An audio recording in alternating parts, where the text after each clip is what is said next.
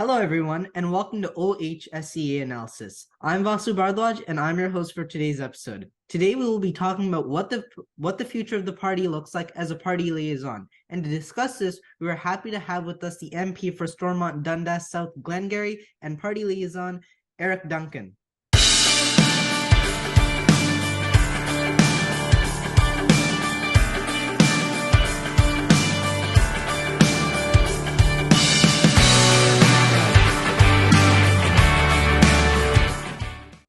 Eric, how are you?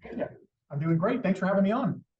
Thank you for joining us. I know it's your second time around. You joined us when we are still starting interviews, and we're very happy to have you on the show the second time around. Happy to be back. It was a great experience the first time, and any chance I can get out to a younger audience of aspiring conservatives and pass on some advice. I was there at one point, so I always like to say, pay it forward or return the favor and give some advice and insights where I can. So I appreciate the invite to be back with you again. Yes, it's always great to have a chat and get you back on the show. So before we go right into our question and answer segment, I want to ask you, how did you get started into politics? So I got started broken gently and young in two different ways. There was the volunteer behind the scenes work on federal and provincial campaigns in my riding in rural Eastern Ontario, the Cornwall area. And there was a woman, Judy Bobka. She's sadly passed away in 2015. She was a retired school teacher, and she was involved in our local conservative movement in a few different ways. And anytime a young person like myself came along and showed any remote interest in politics, she latched right on to us and really mentored us and got us involved in local conservative politics. So I started attending our riding association meetings and local fundraisers. I joined the board and eventually started doing these fundraisers and organizing them, selling tickets, doing data entry, and eventually worked my way up. And she was a great introductory into politics. I credit her and her passion for getting young people involved as not only bringing me in, but keeping me involved. And that was super helpful. And she's had a lot of success stories of people in our area that got them involved as staff members, as campaign managers, or doing something along those lines. The other angle was in the elected office side. I ran for municipal council when I was 18 years old. I was in my second year at Carleton University and was successful in getting elected in my local small rural community.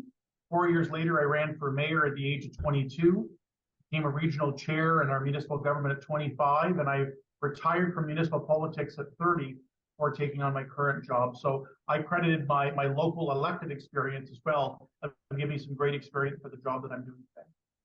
Yeah, I mean, there's always that one person who kind of pushes you and helps you get to where you are and achieve what you want to. And I want to ask a little bit of a follow-up to that. So what kind of motivated the shift from municipal politics to federal politics? Were there any key policies or anything like that? I wouldn't say policies per se. And again, it's a good question because it wasn't really a shift between the one. To me, I saw municipal politics as a great entryway into serving in public life. So as opposed to making the big step of running for MP someday first, I made the decision to prove myself locally and give back by being a councillor and then as a mayor. And I was able to do both. I worked as a staff member as well. So I was a mayor and then I was a staff member for my predecessor, Guy Lozon, in our riding. So I was able to develop a resume and develop a bunch of networks and connections that when the time came for me to run for the Conservative nomination in 2019, I had good relationships with Guy as he was retiring, our EDA board, local municipal councils, all of our volunteers from the campaign team. So to me, the shift from provincial and federal wasn't really much of one in the sense that it was more of the opportunity to gain some experience.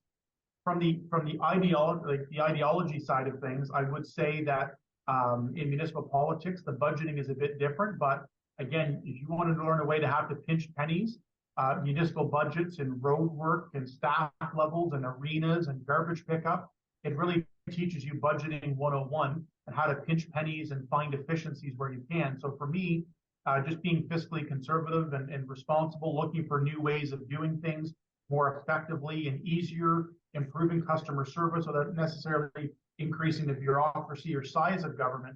That was a great way for me. I've transferred those skills unfortunately, here in Ottawa so far, but that will change. I'm on the opposition side, but it is that was a great experience of real hands-on politics for me at the municipal level. Yeah. I mean, you've got to start from somewhere. There's always, you got to build on a base. You've got to get the experience. And I can speak personally as well. Like from the past provincial and federal election, I was just volunteering, canvassing, getting the experience and building those connections to hopefully one day achieve something bigger or to kind of, get more involved in the community. So I want to move on to our question and answer segment, and I want to thank you for your time and for joining us today. Happy to do so. Let's get to these hard, tough questions. So let's take a look and talk about what the future of the party looks like. Eric, are you ready? Ready. All right. So the first question comes from Hayden, and he is from York Simcoe, and he wants to ask you, what are the roles and responsibilities of a caucus party liaison?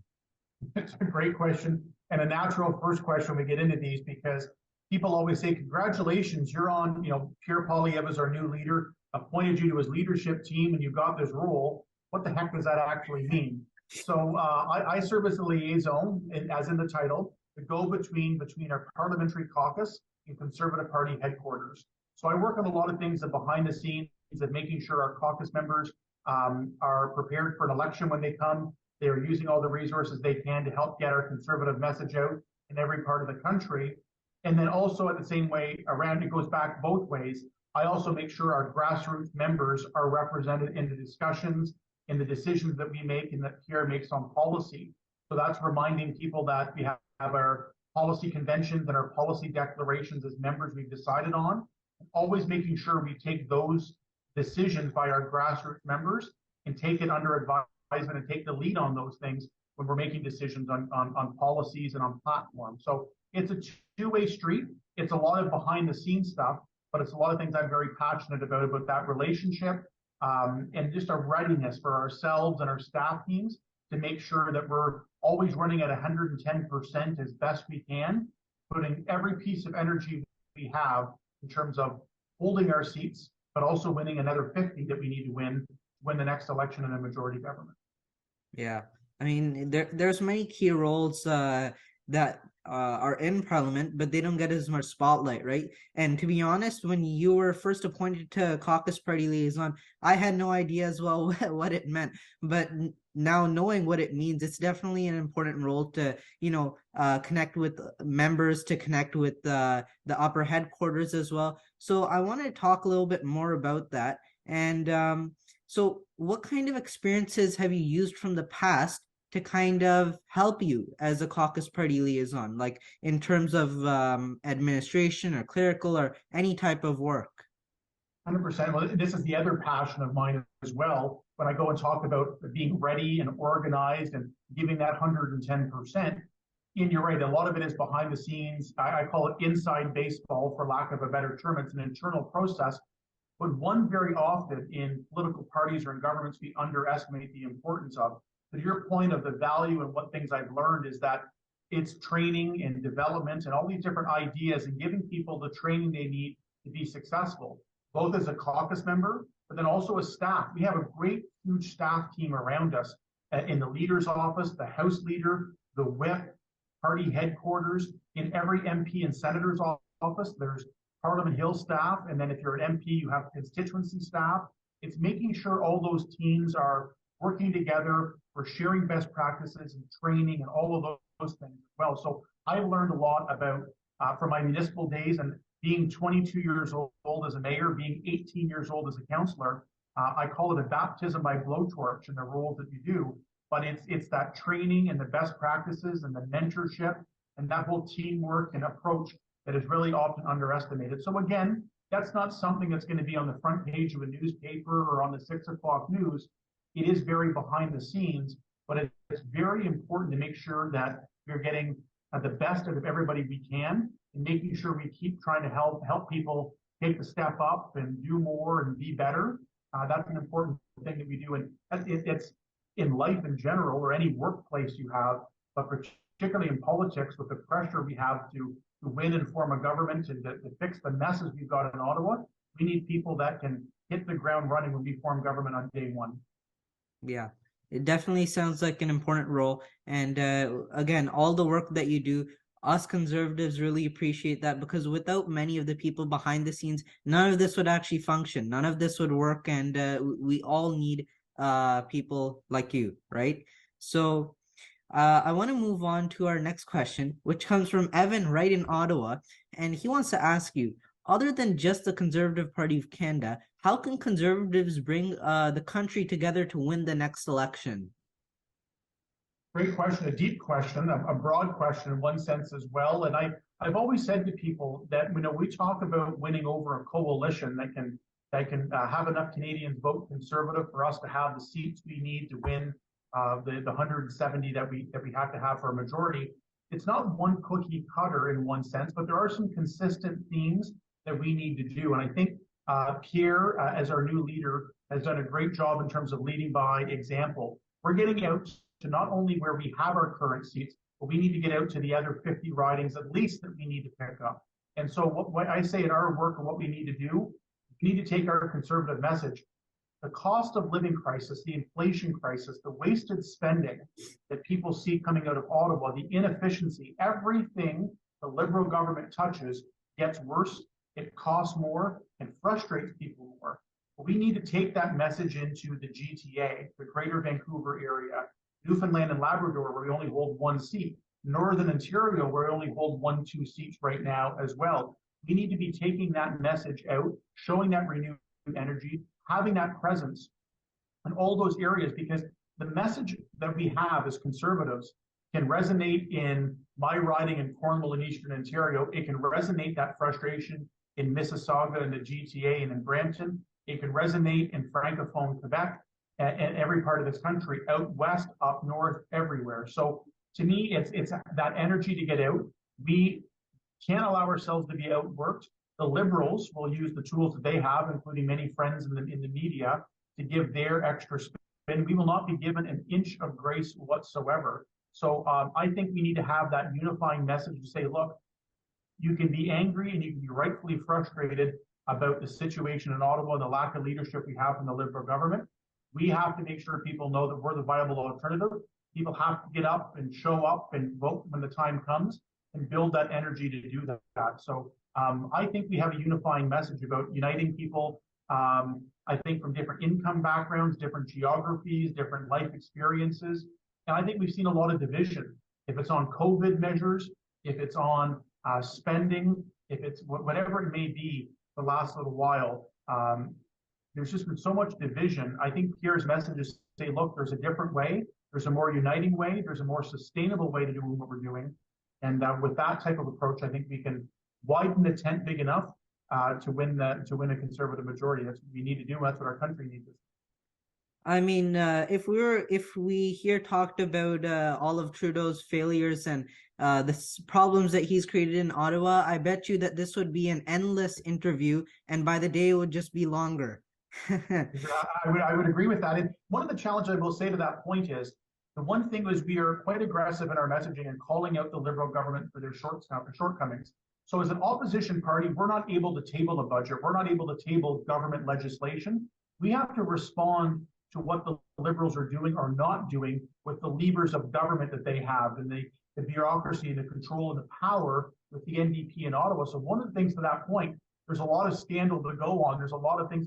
What we need to do is we need to make sure that when people see the violent crime increases in the Greater Toronto Area, violent crime up 32%, gang homicides up 92%, we need to make sure that people know and can tie that back to say, look, Justin Trudeau and the Liberal Party have a responsibility for this. They've lowered sentences for serious and violent crimes. They are now trying to go after hunters and anglers and Indigenous people and their hunting rifles, as opposed to going and focusing on the true root of the problem of gun smuggling and a revolving door of justice, repeat offenders getting out. So part of our job is calling them out, making sure people know, excuse me, don't let Justin Trudeau away with it. They are responsible for that increase you're seeing. They are responsible for the cost of living crisis you're seeing, and making sure we tie them. And at the same time, present a positive vision, a contrast to say, we have some solutions that can make a difference. Yeah. And just to talk about a little bit about Pierre uniting the party, I mean, during his leadership campaign, over 100,000, oh, sorry, almost 100,000 people showed up to see him.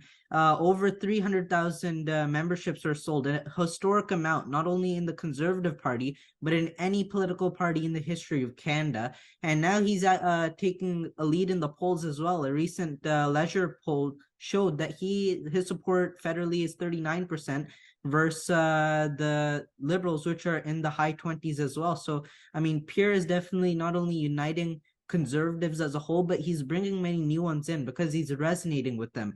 I mean, the cost of living crisis is real. There's many things, many crisis situations and problems created by the Trudeau government, and it's not going to get any better. So all we can do is hope for a Pierre majority. Well, exactly. And put the groundwork in to get that exact message out to say that there is an alternative.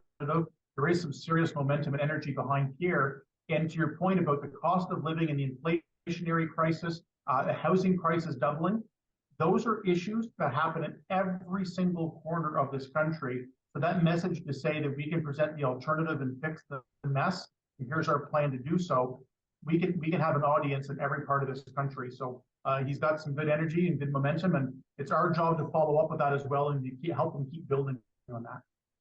Yeah. So I want to move on to our third question, and this comes from Raggy in Etobicoke North. And he wants to ask you, how has opening up about your sexuality affected your political career, and how have you overcome any challenges that you've faced on your journey to becoming the great success you are today? Well, I appreciate that question. I can give the easy answer. It's not had any impact at all in a very good way. I came out as openly gay before I became an MP, but I was a mayor of a small rural community in Eastern Ontario. And I wanted to come out just to say, look, I call them degrees of separation. We've made a lot of progress on LGBT rights over the course of the last 15, 20 years. I've seen that firsthand. And when I came out in my small rural town, very conservative area, a lot of churches and people of faith, and it just wasn't a factor at all. I'm sure maybe not 100% were on board or understood my decision and my background, but I couldn't believe the outpouring of support that there was, and also what I call indifference in a good way, that it didn't matter. It didn't affect the price of bread. At that point, I'd been a mayor and I'd been working for our MP and I'd been a regional chair and a volunteer in different things. People got to know me for who I was, and it was just a non-factor in any decision they had about evaluating my merits as becoming a conservative candidate and becoming a conservative MP. And I've said the same thing when I come to Ottawa. The media and a lot of people put a lot of attention on it, but my colleagues have not treated me any better or worse than anybody else, and that's exactly the way that you'd want to have it. But I do feel what I do love and I enjoy about it is that I've been able to have some success and the opportunities to serve in the roles I had some roles under Andrew Scheer's tenure, under Aaron O'Toole's, and now as Pierre's. It just gives me the opportunity to be a face in our party, in our big tent, that can show the increasing diversity. We have more Canadians from all walks of life and lived experiences joining and getting involved in our party. And I am an example of that. And so we reward good performance on merit, not who you are or who you love, but it's on your ability to do things. And so for me, the number of people that come up to me to say it's been wonderful to see an openly gay person in our Conservative caucus and to reflect that diversity. And also just to see that it's not tokenism. It's you're treated equally, you're treated fairly, you're given a chance against everybody else. And that's what we want at the end of the day when it comes to progress. So proud of who I am, proud of our team, and proud to contribute what I can and try to have more people look at our party and give a second look, which again, Pierre's done a big job on, but the number of women and the diversity coming into our caucus will certainly help that as well too. Yeah.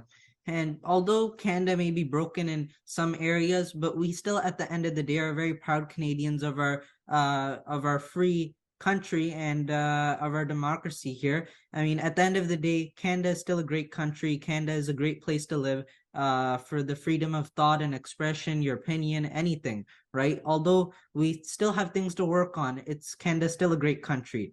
So I want to move on to our last question, and this comes from me, and I want to ask you, what would be one piece of advice you would give to young conservatives on getting more politically involved? Well, great question, and one that again, as I said at the beginning of the interview, I got involved at a young age because somebody took me under their wing and gave me mentorship and gave me opportunities to get some experience and make a difference. So I would say do exactly what the Ontario High School Conservative Association is doing. The young people that are involved there, get involved in politics, find your interest, get involved in your local association, volunteer with your local Conservative member of Parliament, and start to work your way up the ladder. You have to start somewhere. You can't be the member of Parliament or the leader of a party on your first day. But what you can do is you can get that entry level, that experience, that networking, that I think can build more skills for you to move up the ladder. And the biggest thing is just take the plunge, get involved, volunteer, pay your dues, not in a good way. Paying your dues is showing that you care. But that entire time that I did that when I was young and I was in high school volunteering as a conservative, my brain was like a sponge. It was learning how to run campaigns, learning how to door knock, learning how to do data entry, learning about policy, learning how things were done.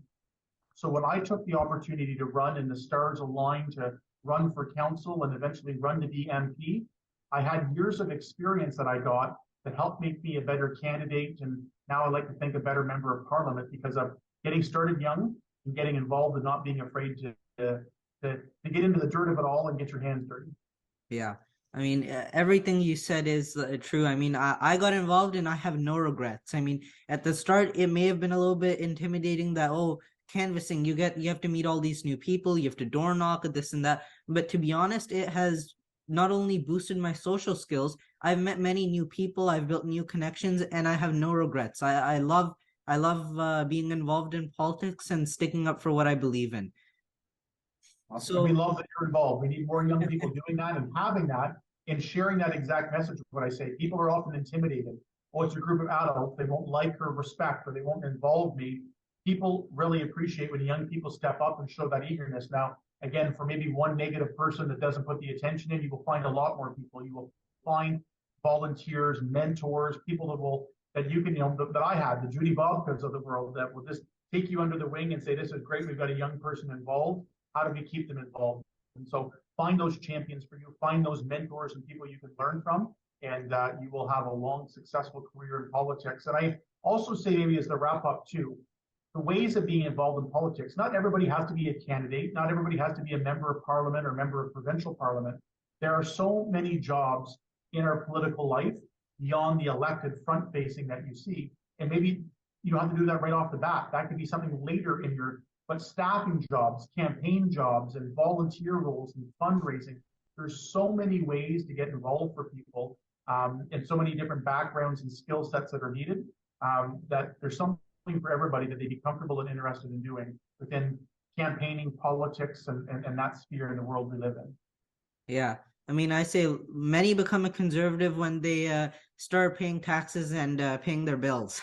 Exactly. The number of friends of mine that were more liberal and NDP minded, they got a mortgage, they got income tax, their checks, payments started getting off. They started caring about government spending and spending levels and programs, the efficiencies of them. Nothing like paying taxes to get somebody to care about taxes. Yeah. Well, thank you, Eric, for your time today, and we really appreciate you being here with us, and we wish you well in the future. Thank you very much. Good to see you all. Thank you for having me, and Merry Christmas to everybody. All the best. Yes, Merry Christmas. Have a happy holidays and have a happy New Year. Thank you.